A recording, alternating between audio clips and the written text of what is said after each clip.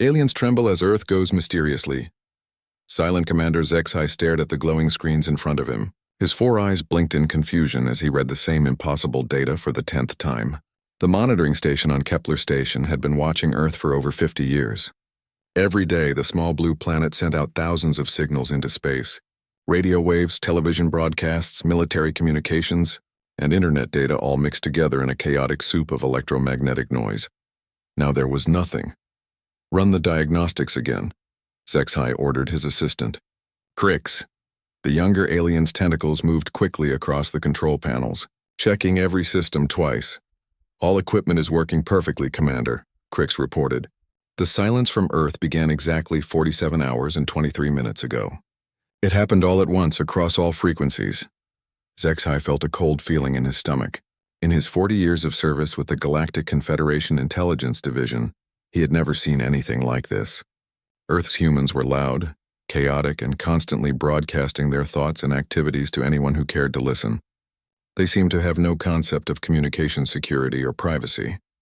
Their planet was like a bright torch in the darkness of space, impossible to ignore. The humans had been classified as an emerging threat species just 5 rotations ago. Their technology was advancing at a frightening pace. What had taken other species thousands of years to develop, humans seemed to master in decades. They had split the atom, created artificial intelligence, and were already sending primitive probes to the edge of their solar system. The Confederation had been watching them carefully. Some members wanted to make peaceful contact and invite humanity to join the galactic community. Others, like the Vorthak Empire, argued that humans were too violent and unpredictable. They pointed to humanity's endless wars, their destruction of their own environment, and their aggressive expansion into space as evidence that they would be a threat to galactic peace. HFY touched a control pad and opened a communication channel to Central Command. Within minutes, Admiral Throck's face appeared on the screen. The Admiral's green skin looked darker than usual, a sign of stress among HFY's species. "Report, Commander," Throck said without any greeting. "Earth has gone completely silent, Admiral. No electromagnetic emissions of any kind. It's as if the entire planet just stopped transmitting." Admiral Throck's large eyes narrowed. "Equipment failure?" "Negative. We've checked everything 3 times. Multiple monitoring stations across different sectors are reporting the same thing. Earth's electromagnetic signature has completely disappeared." The Admiral was quiet for a long moment. "What about visual confirmation? Are the humans still there? Long-range scans show the planet is still inhabited. Cities are still there, lights are still on at night, but there are no radio signals, no television broadcasts, no internet traffic. Nothing." "Impossible," Throck muttered. "A species doesn't just stop all electronic communication overnight. There must be an explanation." But HFY wasn't so sure. He had studied human behavior for years. They were creatures of habit, constantly connected to their electronic devices. For all communication to stop at once suggested something massive had happened. Across the galaxy, other species were having similar conversations. In the crystal cities of the ethereal collective, the Council of Minds gathered in emergency session. These peaceful beings had been humanity's strongest supporters, arguing that the young species deserved protection and guidance as they developed. "The silence troubles us," Elder Sirene said, her translucent form shimmering with worry. "We have been monitoring their emotional transmissions for decades. The humans broadcast not just with technology, but with their very thoughts and feelings. Now we sense nothing." On the war world of Vorthak Prime, General Crack slammed his armored fist on the strategy table. His officers jumped at the sound, their weapons rattling. "This is obviously a trap," he growled. "The humans have learned we were watching them. Now they hide, planning something terrible. We should strike before they can complete whatever weapon they are building." "But General," one of his advisors said carefully, "our intelligence suggests they barely have interplanetary travel. How could they threaten us across such distances?" Crax's red eyes glowed with anger. "You underestimate them at your peril.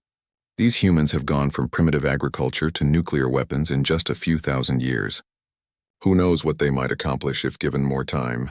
Even the ancient Nexus Syndicate, with their vast computer networks that spanned hundreds of star systems, could not explain what had happened. Their artificial intelligences ran millions of calculations, but every model came back with the same result: insufficient data. Dr. Vex 9, the Syndicate's chief analyst, studied the quantum probability charts floating in front of her mechanical form. The odds of spontaneous communication failure across an entire planet are so small as to be impossible, she computed. Yet that appears to be exactly what has occurred. Emergency meetings were called on dozens of worlds. Representatives from major and minor species alike gathered in virtual conferences, all asking the same questions. What had happened to humanity? Were they dead? Had they been attacked by an unknown force? Had they somehow developed technology that made them invisible to galactic sensors? The most frightening theory came from Professor Quinn of the Academic Coalition.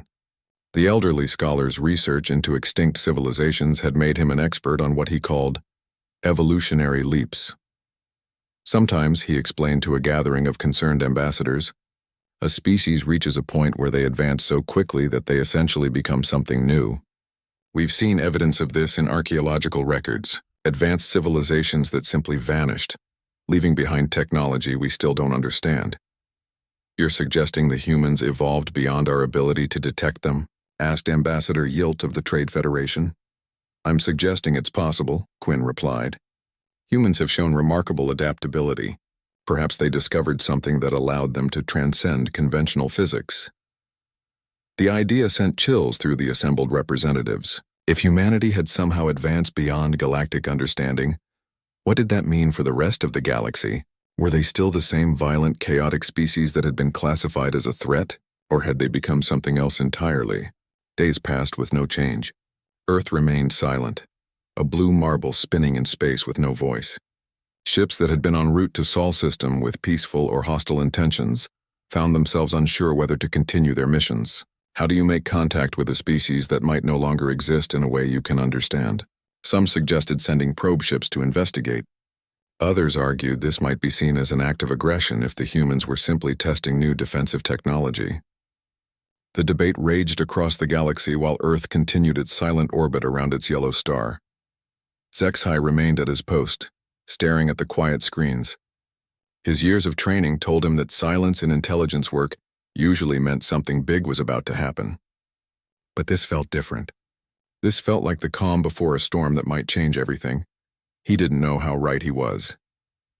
In the depths of space, monitoring stations across 3 sectors continued their watch. Automated systems recorded the absence of data, creating detailed logs of nothing happening. But if those systems had been more sophisticated, if they had been designed to detect what was really occurring around Earth, they might have noticed something else. Reality itself was beginning to bend. Aliens tremble as Earth goes. Mysteriously silent, Captain. Knox checked her ship's stealth systems one more time. The Confederation vessel, Silent Observer, was the most advanced reconnaissance ship in the fleet, designed to slip through space without being detected. Its hull was covered with light-bending materials, and its engines produced no electromagnetic signature. If anyone could get close to Earth without being noticed, it was her crew. Entering Sol system perimeter, reported her navigation officer, Yash. All stealth systems are active. We are invisible to conventional sensors. But as they approached the outer planets, Knox began to feel uneasy. Something was wrong with the space around Earth's solar system. Her instruments showed normal readings, but her experienced instincts told her they were being watched. On the other side of the system, General Krax's battle group moved toward Earth disguised as a merchant convoy. The Vorthak ships had been modified to look like simple cargo vessels, but hidden beneath their fake exterior plating were enough weapons to destroy a small moon. Krax believed in being prepared for any situation. Range to target planet? He asked his weapons officer. Still 2 days out, General. Should we maintain the merchant disguise? Krax considered this. Yes, but keep weapons ready. If the humans have developed new defenses, I want to be able to respond quickly. Meanwhile, the Ethereal Collective had sent their fastest scout ships racing toward Earth. Unlike the military vessels of the other powers, the ethereal ships moved through space using consciousness-based propulsion. They literally thought themselves across vast distances, traveling faster than light by existing in multiple locations simultaneously. Elder Myron led the ethereal mission personally. Her ship, Peaceful Intention, appeared as nothing more than a crystalline structure that reflected starlight in beautiful patterns. but its simple appearance hid sensors capable of detecting thoughts and emotions across interplanetary distances. "We are approaching the human homeworld," Myron announced to her crew. "Prepare to scan for mental activity. If the humans are in distress, we must be ready to help them." As the three fleets converged on Earth's solar system, each expecting to find either a dead world or a planet in crisis, they instead discovered something that challenged everything they thought they knew about reality. Earth was still there. The planet looked normal from a distance, blue and green and white, spinning peacefully around its yellow star. Cities were clearly visible on the night side, glowing with millions of lights. But there were no ships moving. Between Earth and its moon, no satellites in orbit, no radio signals of any kind. Captain Knox ordered her ship to perform a detailed scan. "Focus on the major population centers," she instructed her science officer. "I want to know what's happening down there." The results made no sense. The scanners showed millions of humans going about their daily lives. People walked through streets, entered and left buildings, gathered in groups. But their technology had changed in ways that defied explanation. "Captain, you need to see this," called Science Officer Kex. "The vehicles on the surface, they're not using any fuel we can detect. No combustion engines, no electric motors, no fusion reactors. They're moving, but we can't figure out how." Knox studied the readings. "What about their power grid? Cities this size should be drawing enormous amounts of energy." "That's just it, Captain. We can't detect any power generation at all. No nuclear plants, no solar arrays, no geothermal stations. It's as if they're running their entire civilization without using energy." This was impossible, of course. Every advanced civilization in the galaxy had learned the same basic principles of physics. Energy could not be created or destroyed, only converted from one form to another. To run a technological society, you needed power sources. Yet somehow, humanity seemed to be violating this fundamental law. General Krax was having similar problems with his scans. His military sensors were designed to detect weapons, shield generators, and defensive systems. But Earth showed none of these things. Instead, his instruments detected something that made his tactical computers crash repeatedly. "Engineer Vex, report," he barked. "General, our computers keep trying to analyze structures on the planet's surface, but they can't process the data. The buildings down there, they appear to exist in more dimensions than our sensors can measure." "Explain." Vex's claws clicked nervously on his control panel. "Imagine trying to map a cube using only tools that can measure in 2 dimensions. You would get confusing, contradictory readings because part of the object exists in a dimension you can't perceive. That's what's happening here." Krax stared at the tactical display, watching red error messages flash across the screen. His ships were equipped with the most advanced military technology in the Vorthak Empire, systems designed to analyze and counter any threat. But they couldn't even properly scan what appeared to be civilian buildings. The ethereal mission was having the most disturbing experience of all. Elder Myron's consciousness-based sensors could detect thoughts and emotions across vast distances. For decades, Earth had been like a bright beacon of mental activity. Millions of human minds broadcasting their hopes, fears, dreams, and daily concerns into space. Now there was something else. "Elder," whispered her assistant Kira. "The thought patterns from the planet. They're not entirely human anymore." Myron focused her mental abilities on the world below. She could still sense human consciousness, but it was mixed with something else, something vast and complex that hurt to examine directly. "It's as if they're connected to something larger," Myron said slowly. "Individual human minds, but also part of a greater intelligence. How is this possible?"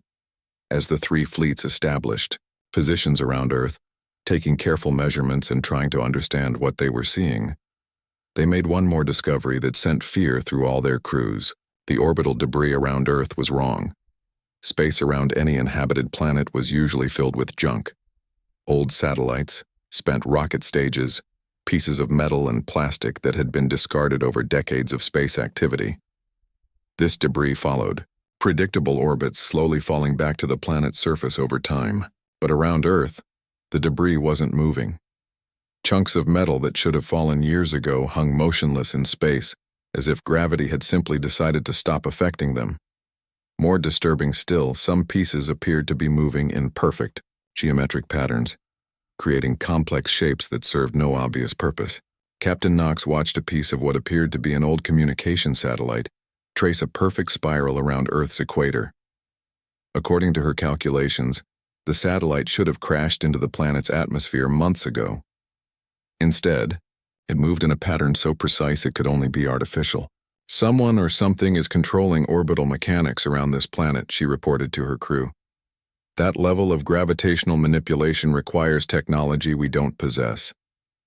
General Krax came to a similar conclusion, but his interpretation was more direct.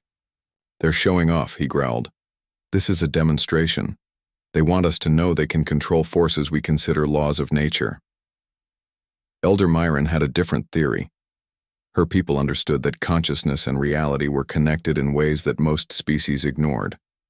To them, the controlled debris looked like something else entirely. It's not a weapon or a demonstration, she told her crew. It's art. They're creating beauty with the fundamental forces of the universe. But regardless of how they interpreted what they were seeing, all three fleets reached the same frightening conclusion. Humanity had not simply developed new technology. They had somehow transcended the basic rules that governed how reality worked.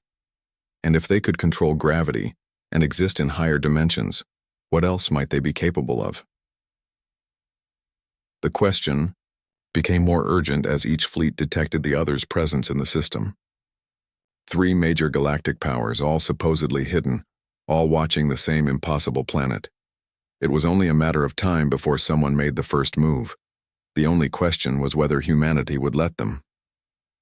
Aliens tremble as Earth goes mysteriously silent. Admiral Throck made the decision that would change galactic history forever. After 3 days of watching Earth in confusion, the Confederation fleet would attempt to make contact. Open a channel on all frequencies, he ordered from his flagship, the massive cruiser Diplomatic Truth. This is Admiral Throck of the Galactic Confederation, attempting to contact the government of Earth. Please respond. The message went out in 17 different languages, using every form of communication known to galactic science. Radio waves, laser pulses, quantum entanglement signals, and even primitive electromagnetic broadcasts that humans had used decades earlier. For several minutes, there was no response. Then something happened that made every alien in the fleet question their understanding of physics. A ship appeared. It didn't launch from Earth's surface. It didn't emerge from behind the moon. It didn't drop out of faster-than-light travel. It simply came into existence in the space between the alien fleets and Earth, as if it had always been there and everyone had just noticed it for the first time. Captain Knox stared at her sensors in disbelief. Where did it come from? She asked her crew. Unknown, Captain, replied Science Officer Kex. One moment our scans showed empty space, the next moment there was a ship. It's as if it materialized out of nothing. But that wasn't the strangest thing about the human vessel. The ship itself defied every principle of spacecraft design that the aliens knew. It had no visible engines, no weapon systems, no shield generators, no life support systems. The hull appeared to be made of some kind of crystallized material that didn't reflect light in any normal way. Instead of showing the ship's surface, the hull seemed to show glimpses of other places. Stars that weren't in the local system, planets that existed thousands of light years away, nebulae that belonged in entirely different galaxies. It was as if the ship's hull was a window into the rest of the universe. General Krax ordered his weapons trained on the strange vessel, but his targeting computers couldn't lock on. What do you mean you can't target it? He demanded. General, the ship appears to exist in several different locations simultaneously, his weapons officer explained. Our computers can't decide which position to aim at. Meanwhile, Elder Myron tried to probe the ship with her consciousness-based sensors.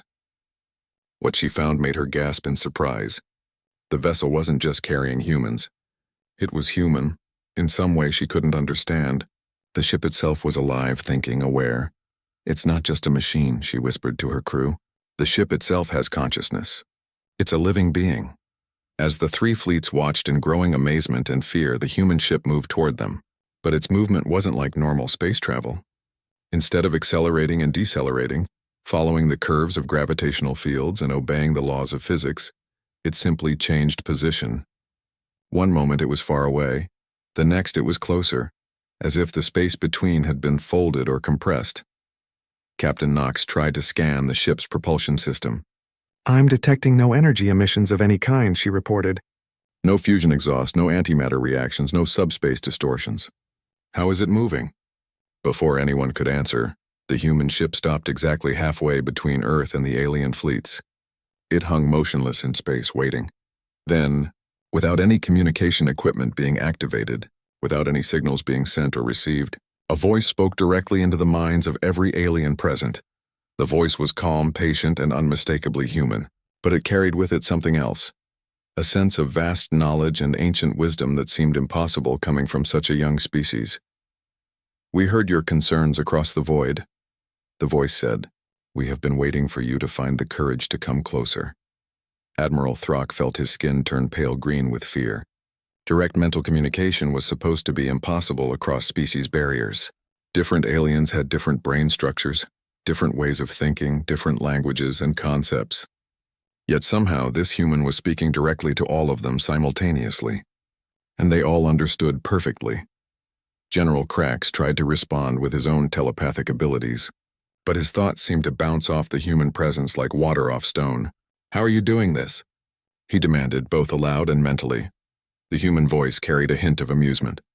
"You have been watching us for so long, learning our languages, studying our behavior, analyzing our transmissions. Did you think we would not notice? Did you believe we would not listen in return?" The implications hit the alien commanders like a physical blow. For decades they had been monitoring Earth, intercepting human communications, studying human society from a distance. They had thought themselves invisible, superior observers watching primitive creatures who had no idea they were being watched. But if the humans had been aware of this surveillance, if they had been listening to alien communications while appearing primitive and helpless, then everything the galaxy thought it knew about humanity was wrong. "How long have you known about us?" Elder Myron asked, her mental voice trembling. "Since your first probe entered our solar system 47 years ago," the human replied. "We have been listening to your debates about our future, your discussions of whether we deserved to join your civilization or needed to be contained. We found them quite educational." The human ship moved closer to the Confederation flagship, still without any visible means of propulsion. As it approached, Admiral Throck could see details of its construction that made his head spin. The hull wasn't just crystallized material. It was crystallized space itself, somehow made solid while still maintaining the properties of empty vacuum. "We understand your confusion," the human voice continued. "You have rules for how the universe works. Energy cannot be created or destroyed. Matter behaves in predictable ways. Faster-than-light travel requires specific technologies. These are good rules for a young galaxy, but we have outgrown them." Captain Knox found her voice. "What happened to your planet?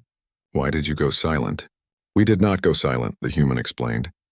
"We simply stopped speaking in ways you could understand. Your electromagnetic spectrum is like shouting with crude tools when whispers through reality itself are so much more elegant." To demonstrate, the human ship suddenly multiplied. What had been one vessel became dozens, each one identical to the original surrounding the alien fleets.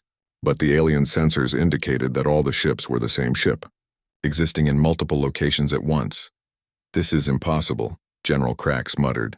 "Impossible is a concept that assumes limitations," the human voice replied. "We have learned that most limitations exist only in the mind." The ships began to merge and separate in patterns that hurt to watch. One became many. Many became one, the boundaries between individual vessels flowing like water. The aliens found themselves witnessing something that their science said could not exist. "You want to know what happened to us?" the human voice said.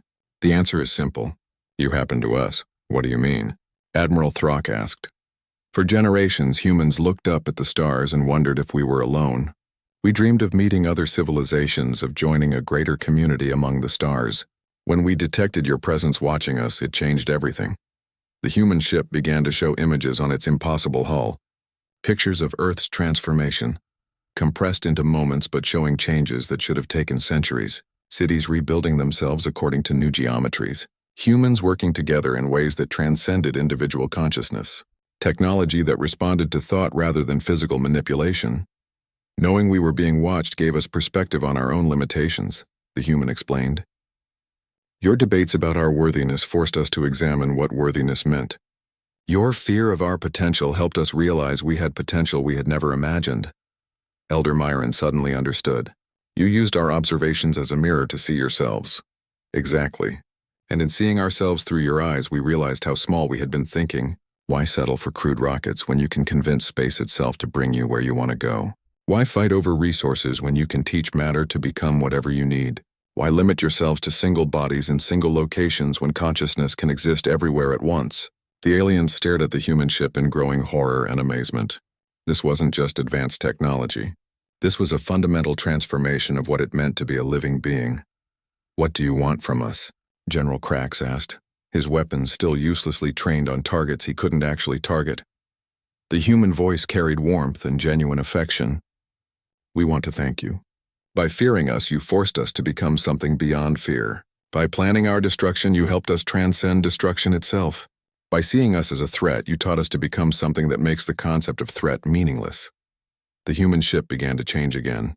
Its crystalline hull showing not distant stars but something else entirely.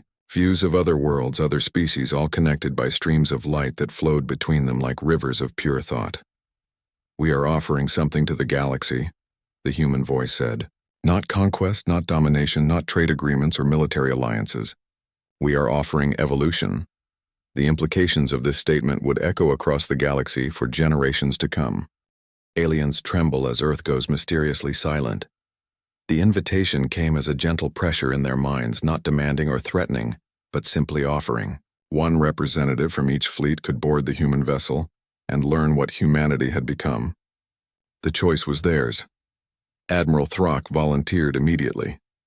Despite his fear, his duty to the Confederation required that he gather as much intelligence as possible. General Krax also stepped forward, though his hand remained on his sidearm. Elder Myron accepted the invitation with curiosity rather than fear, her people having always believed that understanding was the path to peace. The process of boarding the human ship defied every expectation they had. There was no airlock, no docking bay, no transportation beam. One moment they were standing on their own vessels. The next they were inside the human ship, as if the distinction between inside and outside had temporarily become meaningless. The interior of the ship made even less sense than the exterior. Admiral Throck found himself standing in a room that was clearly larger than the entire vessel they had observed from outside. The walls curved away in directions that shouldn't have existed, and windows showed views of places that were definitely not the space around Earth. "Welcome aboard," said a voice behind them. They turned to see a human woman approaching. She appeared to be in her 30s, with dark hair and kind eyes, wearing simple clothes that looked like they could have come from any period in Earth's history. But there was something about her that made all three aliens take an involuntary step backward. Her eyes held depths that contained entire galaxies. When she moved, reality seemed to bend slightly around her, as if the universe was making small adjustments to accommodate her presence. She was undeniably human, but she was also something far more than any human they had encountered in their surveillance of Earth. "I am the ambassador," she said, gesturing for them to follow her. "I speak for humanity. Though the concept of speaking has evolved considerably since your last visit to our system." She led them through corridors that somehow led to places that should have been light years away. Through one doorway, Admiral Throck glimpsed what appeared to be the center of a distant galaxy, stars swirling in patterns too beautiful and complex to be natural. Through another, General Krax saw armies of humans working alongside machines that built themselves, constructing cities that floated in the void between dimensions. "Your ship?" Elder Myron began, then stopped, unsure how to finish the question. "Is not really a ship," the ambassador replied. "It's more like a focused intention given physical form. We found that once you truly understand what matter and energy actually are, the distinction between thought and reality becomes quite flexible." They arrived at what the ambassador called an observation deck. Though it bore no resemblance to any observation deck they had ever seen, the room was circular with no visible walls or ceiling. Just an endless view that showed not space but time itself flowing like a visible river around them. "Please, sit," the ambassador said, gesturing to chairs that appeared as she spoke. "I know you have questions about what happened to us. The truth is both simpler and more complex than you might imagine." Admiral Throck leaned forward. Our scientists cannot explain your technology. You appear to be violating fundamental laws of physics. The ambassador smiled. Your science is excellent for understanding the universe as it appears to young civilizations. But what you call laws of physics are really more like training wheels. Useful limitations that help developing species learn to ride the bicycle of existence without falling off. She gestured, and the flowing time around them showed images of Earth's transformation. But these weren't recordings or projections. They were somehow experiencing the actual past, watching events unfold as they had originally happened.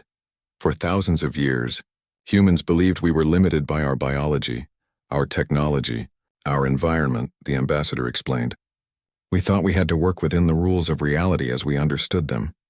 Build ships to travel through space, dig mines to extract resources, fight wars to claim territory. The images showed humanity's history, but also something else. Alien observers watching from hidden positions, studying human behavior, debating humanity's fate among themselves. Then we discovered we were being watched, the ambassador continued. Not just observed, but analyzed, categorized, judged. Some of you wanted to help us. Others wanted to destroy us. All of you wanted to decide our future for us. General Crack shifted uncomfortably. We were trying to determine if humanity posed a threat to galactic stability. And in doing so, you gave us the greatest gift imaginable, the ambassador replied. You gave us perspective. The time flow around them accelerated, showing Earth's transformation in rapid sequence.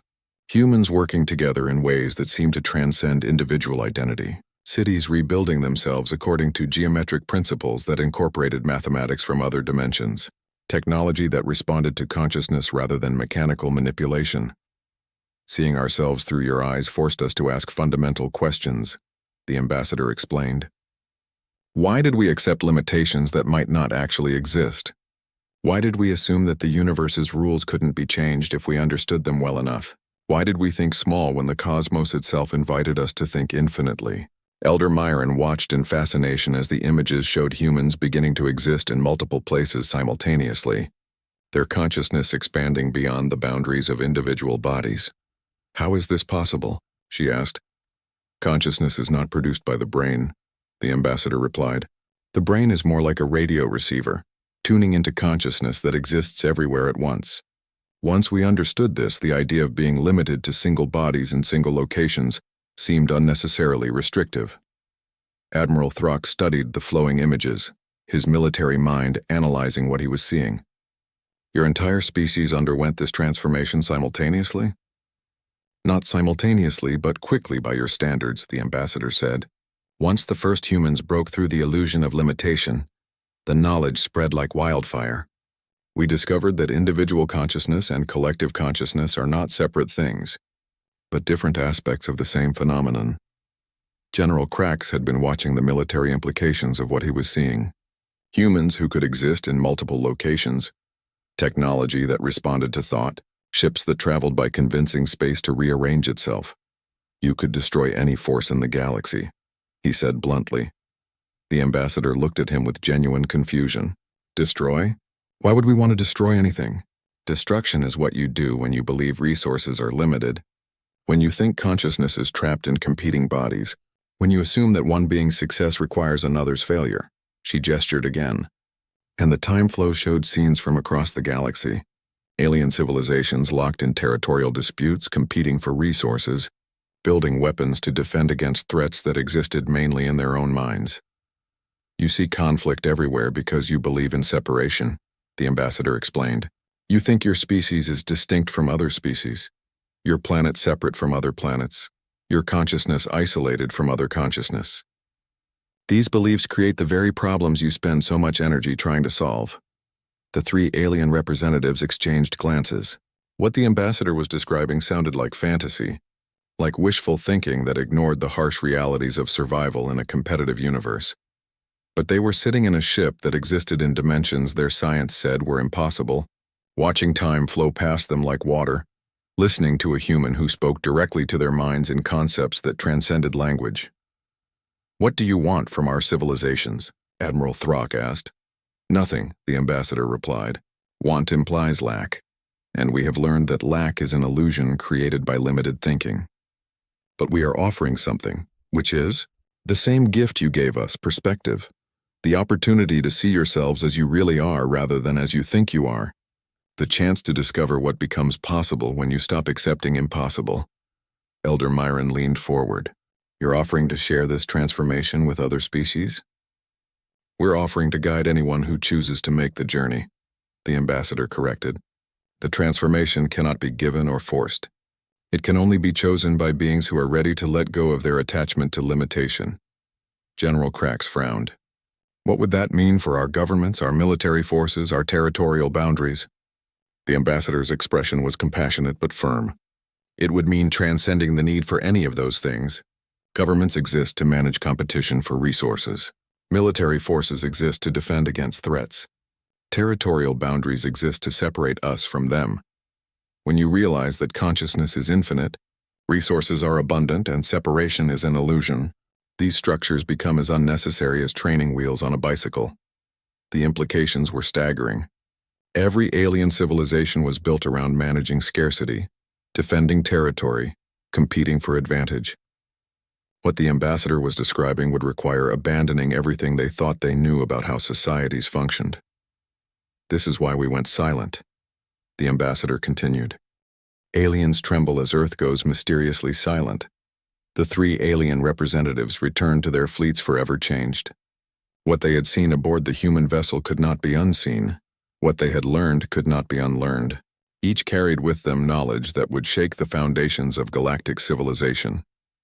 Admiral Throck stood before the Emergency Council of the Galactic Confederation, his usual confidence replaced by something between wonder and terror. The assembled representatives from dozens of worlds listened in stunned silence as he described humanity's transformation. They have transcended the need for technology as we understand it, he reported. Their ships are not built, they are manifested. Their cities exist in multiple dimensions simultaneously. They have become something that our science cannot explain and our military cannot threaten. Counselor Vex of the Science Coalition leaned forward. You're saying they have violated the fundamental laws of physics? I'm saying they have learned that what we call fundamental laws are actually choices, Throck replied. They chose to stop being limited by them. The council chamber erupted in argument. Some representatives demanded immediate military action, insisting that humanity must be contained before their influence spread. Others called for peaceful contact, hoping to learn from humanity's transformation. Still others suggested that the galaxy should simply avoid Earth entirely, treating the Sol system as a quarantine zone. But Admiral Throck's final revelation silenced them all. They know about every secret communication we've sent, every classified discussion we've had about them. They've been listening to us for decades while we thought we were the ones doing the watching, and they're grateful. Grateful? Asked Counselor Yill. They say our surveillance and our debates about their future triggered their evolution. By seeing them as a potential threat, we forced them to examine what they were capable of. By planning their possible destruction, we motivated them to transcend destruction itself. The implications rippled through the assembled representatives like a shockwave. Every species present had participated in monitoring humanity. Every government had debated what to do about the emerging threat from Earth. Without realizing it, they had all contributed to creating something far beyond their ability to control or understand. On Vorthek Prime, General Krax faced a war council that had never heard such a report before.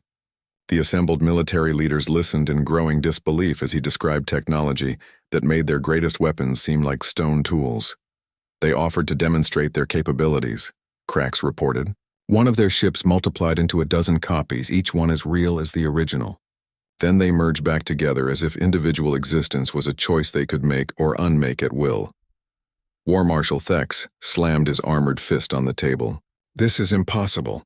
Nothing can exist in multiple places at once. I saw it with my own eyes, Krax replied. And when I tried to target them with our weapons, our computers couldn't decide which version was real. They all were. The War Council fell silent. The Vorthak Empire had built its power on the assumption that superior firepower could solve any problem.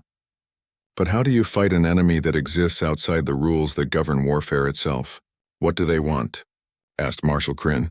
Nothing, Krax said. They claim to have transcended the concept of want. Instead, they're offering to help other species undergo the same transformation they experienced. And if we refuse? Krax was quiet for a long moment. They made it clear that refusal is perfectly acceptable. They won't force change on anyone, but they also made it clear that they won't be bound by our concepts of territorial boundaries or military authority. They exist beyond our ability to threaten or control them.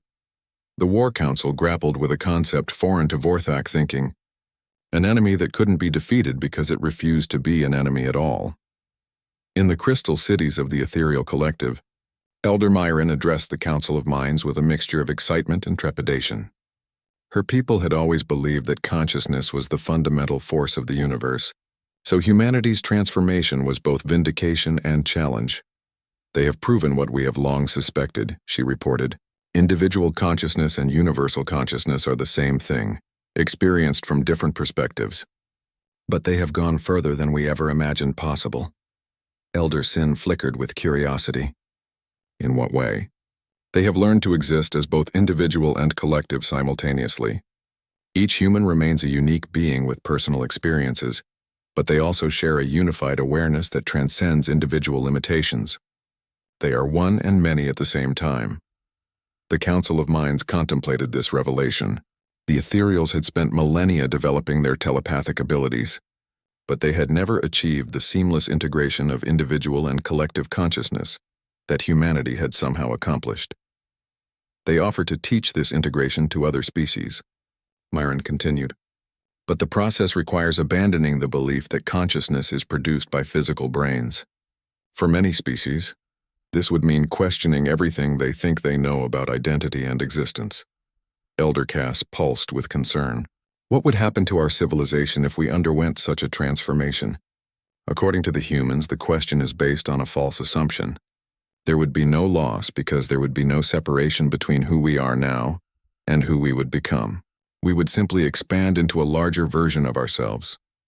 But even as the three fleets returned to their home worlds with reports that would reshape galactic politics, something else was happening across the galaxy. The very fact that humanity had achieved such a transformation was spreading like wildfire through the collective consciousness of every telepathic species. The Nexus. Syndicate's computer networks detected anomalous patterns in galactic communication networks. Dr. Vex 9 studied the data streams flowing between star systems, noting unusual synchronicities and coincidences that suggested some kind of coordinating influence. It's as if the very idea of transcendence is spreading, she reported to the Syndicate Council. Species that have never heard of humanity are beginning to question the limitations they've always accepted as natural laws. Similar reports came from across the galaxy. The academic coalition noted a sudden surge in research into consciousness studies and dimensional physics. The Trade Federation reported that several member species were beginning to question the basic assumptions underlying economic theory. Even the isolated hermit worlds were detecting unusual quantum fluctuations that seemed to carry information patterns too complex to be natural. Humanity's transformation was not just a local phenomenon. It was somehow affecting the entire galactic community, inspiring questions and possibilities that had never been seriously considered before. Within months, delegations from dozens of worlds were making the journey to Earth's solar system. Not to threaten or negotiate, but to request an audience with the beings that humanity had become. The response was always the same. A single ship would appear, impossibly beautiful and clearly alive, carrying an ambassador who spoke directly to the minds of visitors. The message never varied. Evolution was not something that could be given or sold or negotiated. It could only be chosen by beings ready to let go of their attachment to limitation. Some species chose to begin the journey immediately. The peaceful wanderers, a nomadic race that had always believed in the unity of all existence, found the transition relatively easy. Within years, their consciousness had expanded beyond the boundaries of individual ships and bodies, allowing them to exist as a distributed civilization that spanned multiple star systems simultaneously. Other species were more cautious. The careful builders, who had spent millennia creating elaborate technological solutions to every problem, struggled with the idea that technology itself might be unnecessary. They established research stations in Earth's solar system, studying humanity's transformation from a safe distance while debating whether to participate or remain observers. Still others rejected the offer entirely. The proud isolationists declared Earth's solar system off-limits and forbade their citizens from any contact with humanity. The rigid hierarchies couldn't conceive of existence without clear chains of command and territorial boundaries. The fearful defenders saw humanity's transformation as a threat to the natural order and began building even more advanced weapons, somehow believing they could protect themselves from beings who existed beyond the reach of conventional force. But even among the species that rejected humanity's offer, changes were occurring. Citizens began asking questions their governments couldn't answer. Scientists started conducting experiments their institutions had never authorized. Artists created works that expressed concepts their cultures had no words for. The very existence of transcended humanity had become a mirror that forced every species in the galaxy to examine their own assumptions about reality, consciousness, and possibility. Earth itself had become something unprecedented in galactic history. Not a world seeking to join the community of civilizations, but a doorway offering passage to something beyond civilization entirely. The age of competing species was ending. Some would resist this change until the end.